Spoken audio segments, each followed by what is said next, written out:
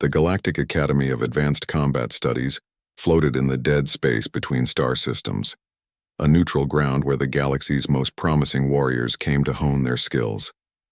Here species from 1,000 worlds trained side by side, each believing their kind superior in the ancient art of war. Elsa Martinez sat in the back row of Professor Zelthar's tactical combat class, her human frame appearing deceptively small among the hulking Kragner warriors and the sleek four-armed Vexians. She had learned in her 3 months at the academy to keep her head down, to let the others boast and posture while she observed and learned. Leo Chen, another human, sat 2 rows ahead.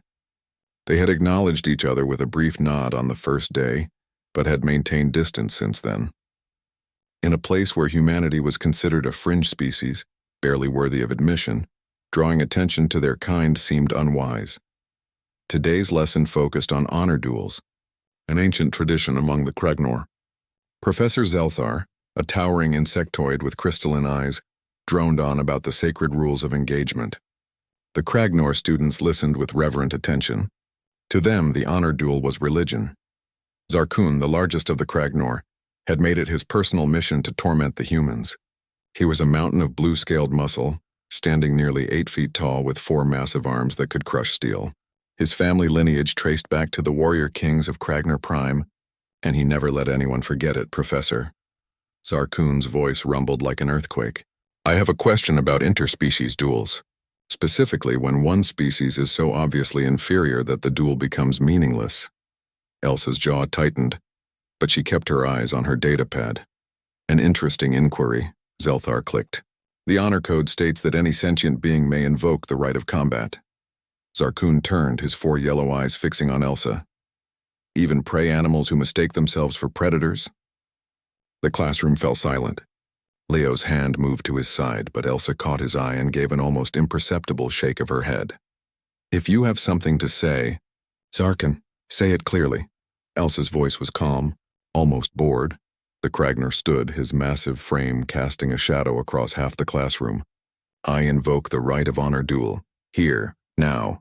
You have insulted Kragner dignity with your presence in this warrior's hall. Professor Zelthar's antennae twitched nervously. This is highly irregular. Perhaps we should... The human accepts or proves her cowardice before all. Zarkun interrupted. Elsa slowly closed her datapad and stood. At 5'6", she looked like a child before the alien giant. I accept. First blood or unconsciousness. Standard academy rules. Zarkun's laughter boomed. I will try not to kill you too quickly, human. The class formed a circle, students pressing against the walls. Leo moved to Elsa's side. You don't have to do this. Report him to the council. He attacked first, Elsa said softly, rolling her shoulders. Time to finish it. The 2 combatants faced each other across the cleared floor. Zarkun cracked all 4 sets of knuckles, each pop like a gunshot. His species had conquered 17 systems through martial prowess alone. They had never lost a warrior to single combat with a human. Professor Zelthar raised 1 crystalline limb. Begin. Zarkun charged with the force of a freight train, all 4 arms reaching to grab, crush, and destroy. The Kragner fighting style was overwhelming force. Why be clever when you could simply obliterate? Elsa didn't retreat. She moved forward, inside his reach, her movements economical and precise. Her first strike was a palm heel to his lower elbow joint, the weak point in Kragner anatomy that few species knew existed. The crack echoed through the chamber. Zarkun roared in pain and surprise, but Elsa was already moving. Her elbow struck his knee, hyperextending it backward. As he fell, she pivoted behind him, her arm snaking around his massive neck in a blood choke.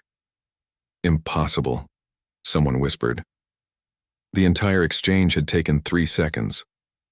Zarkun thrashed, his 3 remaining functional arms clawing at the small human clinging to his back. But Elsa's position was perfect, her leverage absolute.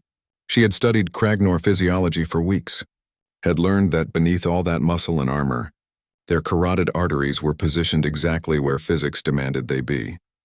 Yield, Elsa said quietly, tightening her grip. Zarkun's eyes went wide with panic.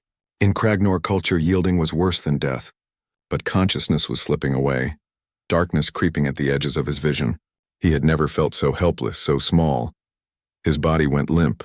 Elsa held the choke for 2 seconds longer, Not enough to cause permanent damage, but enough to make a point.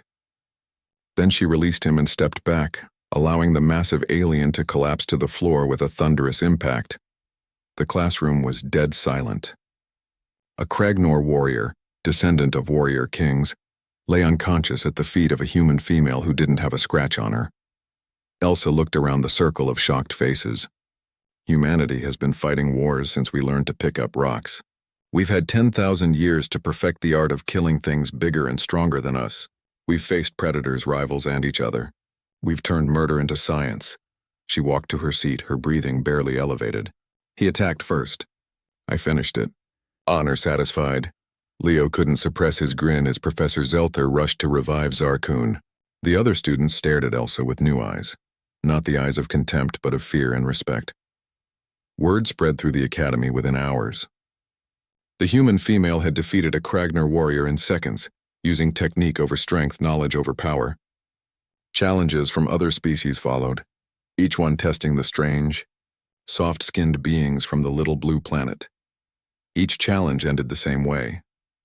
By semester's end, Elsa Martinez held the record for fastest combat victories in Academy history. Leo Chen held the second. Humanity's reputation transformed from prey species to apex predator. From weaklings to warriors who had honed the craft of violence to a frightening art. The galaxy learned what Earth had always known. Size, strength, and honor mean nothing to a species that learned to hunt mammoths with pointed sticks, that turned warfare into philosophy, that could smile while plotting your destruction. Elsa never smiled during a fight. She didn't need to. The results spoke for themselves.